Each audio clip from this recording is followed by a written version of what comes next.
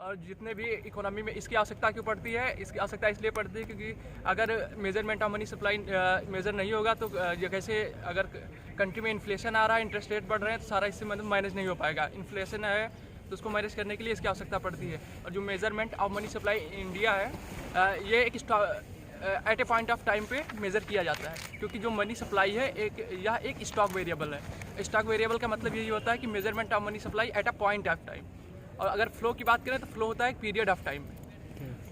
और स्वतंत्रता के बाद after independence there are government adopted 4 phases for the money supply in India. First phase was 1970 till 1967. Second phase was considered from 1967 to 1977. Third phase was 1977 to till 2000 and जो fourth phase उसका है वो till after 19,000 से अब तक चल रहा है, 2000 से अब तक चल रहा है। अगर हम फर्स्ट फेज़ की बात करें तो फर्स्ट फेज़ में अमाउंट जो किया गया था वो C+DD+OD, यानी जो currency in circulation plus demand deposit with the bank और जो अदर डिपॉजिट्स होते हैं। लेकिन यहाँ पे जो अदर डिपॉजिट होते हैं वो 1% से कम होते हैं, इसलिए उसको हम वहाँ पे नेगलेक्ट कर देते हैं। और जो मेजरमेंट ऑफ मनी सप्लाई की जाती है वो सिर्फ करेंसी इन सर्कुलेशन और प्लस डिमांड डिपॉजिट जो भी बैंक में होते हैं उसको माना जाता है। और फिर वहाँ आता है सेकंड फेज़ जो 1967 टू 1977 तक है।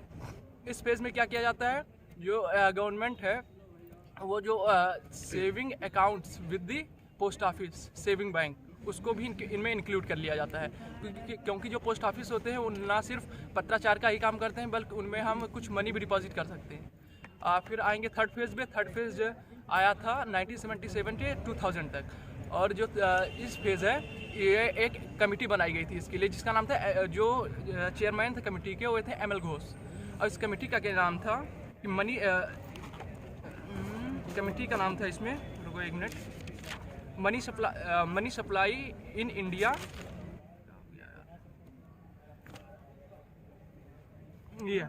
Money supply in India concept compilations and analysis. ये कमेटी बनी थी 1977 में बनी थी।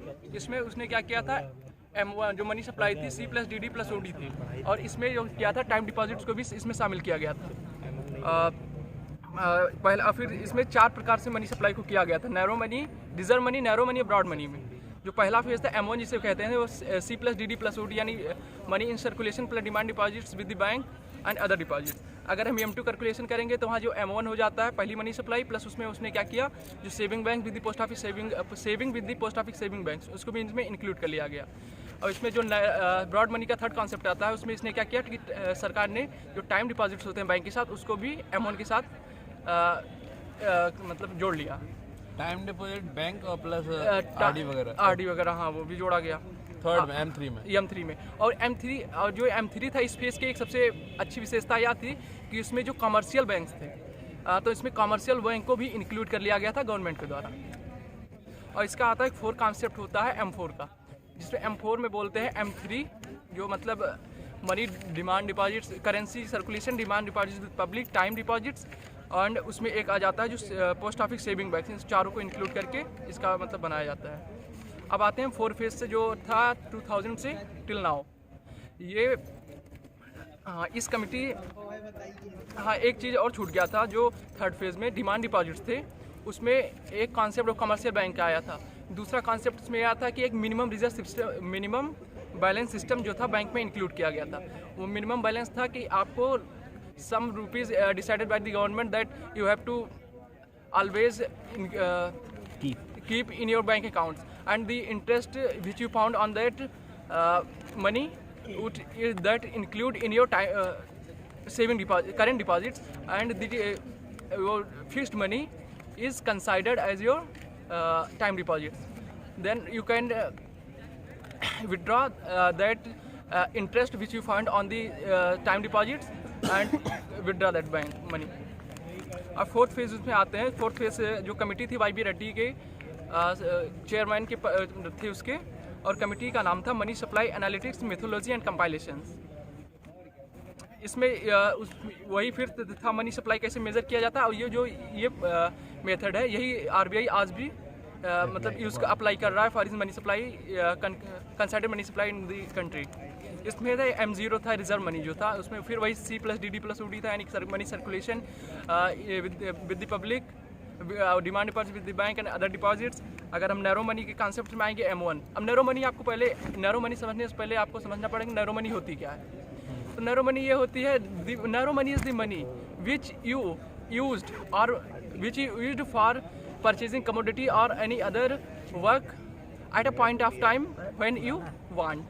क्या इसको फिर से एक बार? इसका मतलब नैरो मनी यह हुआ कि आप जब चाहो तुरंत यूज़ कर सकते हो, ठीक। लिक्विड मनी जिसे आप बोलते हो, यस, जैसे आपके पास कैश मनी है, आप तुरंत यूज़ कर सकते हो। कोई भी आपको परचेज करना है आप तुरंत कर लोगे।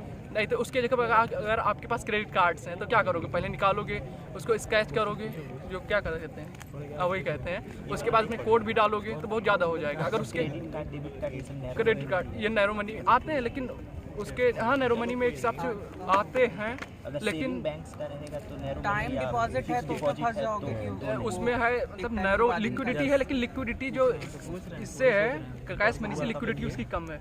लिक्विडिटी सबसे ज़्यादा उसी की होती है। अगर आपके पास कुछ metals and like gold coins हैं तो उसको खर्च करने के लिए आपको पहले सुनार के पास जाना पड़ेगा, उसको कैश करवाना पड़ेगा, उसके बाद भी आप उसे यूज़ कर सकते हो। तो उससे लिक्विडिटी बहुत ज़्यादा हो, वो मतलब लिक्विडिटी बहुत कम हो जाती है। तो ये नैरो मनी का कॉन्सेप्ट है, लेकिन ये है उतना यूज़ नहीं किया जाता। नैरो मनी इसलिए हम उसी मनी को मानते हैं जिससे आप तुरंत खर्च कर सकते हो। इसमें उसने क्या शामिल किया, currency with the public, demand deposits with the bank and other deposits with RBI। इसका सेकंड फेज भी वही M1 आ जाता है, जिसमें उसने टाइम डिपॉजिट्स को गवर्नमेंट में इंक्लूड कर लिया है। और M3 जिसे ब्रॉड मनी बोलते हैं, इसमें हो जाता है currency with the public, demand M1 plus time deposits with RBI। बना लिए नोट्स भाई ने तो हाँ, बस इतना ही कॉन्सेप्ट इसका था, measurement of money supply in India. और इसको अगर आप एक अच्छे से हमेशा याद करने के लिए देखा जाए तो फिर आप ऐसे इसको ऐसे देख सकते हैं कि M1 M3 M4 ऐसे लिख लेते हैं। फिर ये जो डिमांड डिपॉजिट्स और टाइम डिपॉजिट होते हैं बैंक के हो जाते हैं, और पोस्ट ऑफिस डिपॉजिट हो जाता है इस तरह। बेटर तरीके से भेज देना भाई। और फिर M1 को आप सीधे देख सकते हो C प्लस ये currency in circulation plus demand deposit M1 phase का हो जाएगा। अगर ये M2 फेज में जाओगे तो currency in circulation plus demand deposit with bank और demand deposit with post office saving bank जो होता है।